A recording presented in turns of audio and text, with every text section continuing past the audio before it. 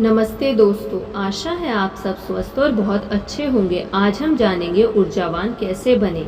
Major league का एक baseball picture का एक गेम खेल रहे थे। तापमान 100 डिग्री से भी अधिक था। भरी दोपहर में मेहनत के परिणाम स्वरूप उसका वजन कई पाउंड घट गया। खेल के दौरान एक वक्त तो उसे ऐसा लगा जैसे वह थककर गिरने ही वाला है, परंतु अपनी घटती हुई शक्ति को फिर से प्राप्त करने का उसका तरीका अद्भुत था। उसने सिर्फ ओल्ड टेस्टामेंट का एक वाक्य दोहराया, परंतु जो ईश्वर के सेवक हैं वे अपनी ताकत फिर से पालेंगे। वे गरुड़ की तरह तेज गति से आसमान में उड़ेंगे और गिरेंगे नहीं। वे दौड़ेंगे पर थकेंगे नहीं, और वे चलेंगे पर कमज़ोर नहीं होंगे। मुझे बताया कि इस प्रार्थना को मैदान में दोहराने के बाद उसकी ताकत एक बार फिर नई हो गई, और खेल खत्म होने के बाद वह जरा भी थकान महसूस नहीं कर रहा था। उसने अपनी इस तकनीक को ये कहकर स्पष्ट किया, मैंने अपने दिमाग में इस ऊर्जा पैदा करने वाले सशक्त विचार को बैठा लिया। हम कैसा अनुभव करते हैं, इस बारे में हम जो सोचते हैं उसका इस बात पर निश्चित प्रभाव पड़ता है कि हम वास्तव में शारीरिक रूप से कैसा महसूस करेंगे। अगर आपका दिमाग आपको बताता है कि आप थके हुए हैं, तो आपका शरीर, आपकी नर्व्स और आपकी मांसपेशियां इस तथ्य को स्वीकार कर लेती हैं। परंतु अगर आपका दिमाग किसी काम में गहरी रुचि ले रहा है, तो आप उस काम को अनंत काल तक बिना थके जारी रख सकते हैं। धर्म हमारे विचारों के माध्यम से काम करता है, क्योंकि दरअसल धर्म विचारों के अनुशासन का सिस्टम है। मस्तिष्क में आस्था के दृष्टिकोण को भरकर यह हमारी ऊर्जा बढ़ा देता है। आपके पास प्रचुर शक्ति के संसाधन और समर्थन है। यह सुझाव देकर यह आपको कार्य करने की अत्यधिक शक्ति प्रदान करता है। कनेक्टिकट में मेरा एक ऊर्जावान दोस्त है जो बहुत जोशीला है।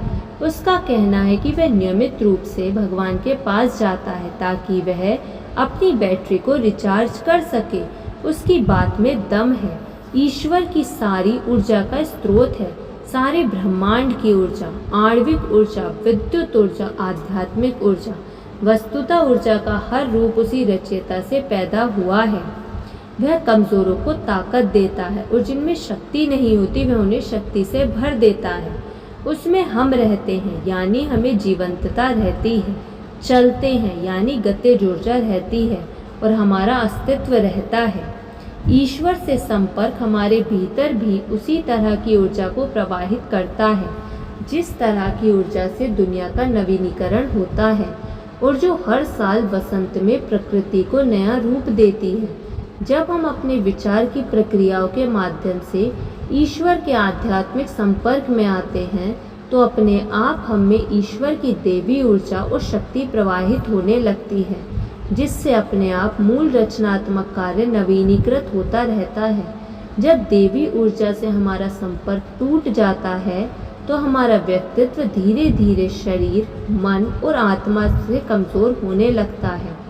अगर बिजली से चलने वाली घड़ी को बिजली की सप्लाई मिलती रहे, तो वह अनंत काल तक वह बिना रुके चल सकती है और सही समय बता सकती है। परंतु अगर आप सप्लाई बंद कर दें तो वह तत्काल रुक जाएगी। क्यों?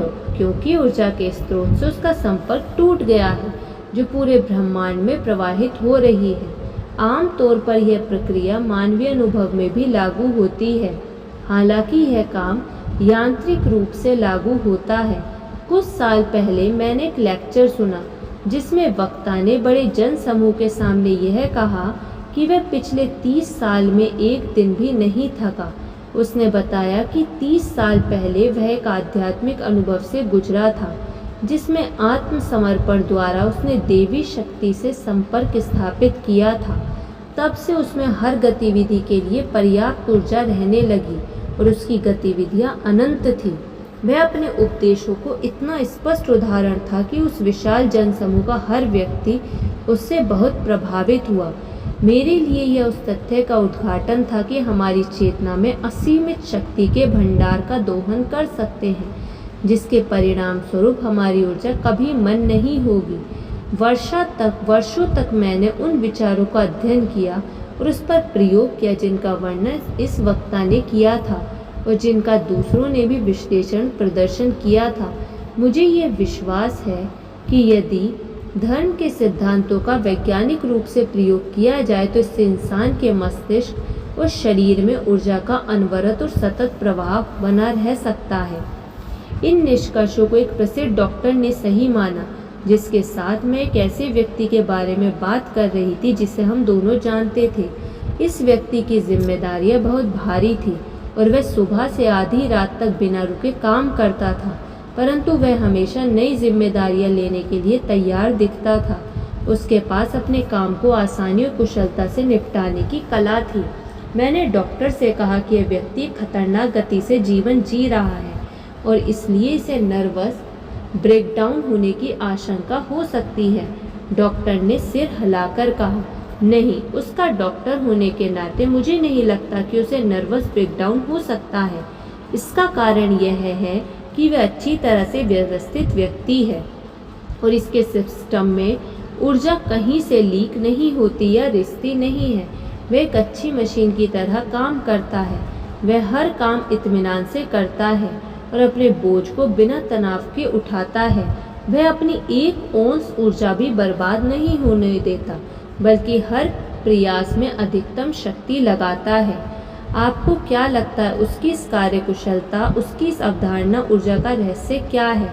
मैंने पूछा। डॉक्टर ने एक पल सोचा।